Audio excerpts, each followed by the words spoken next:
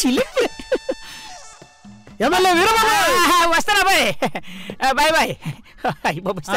మీరేసిన గిప్పలో ప్లాన్ భలే వర్కౌట్ అయింది సార్. ప్రతి మనిషికి ఒక గిప్ ఉంటుందిరా, అదేంటో తెలుసుకోవాలి మనం. జై గిప్ప. Music start.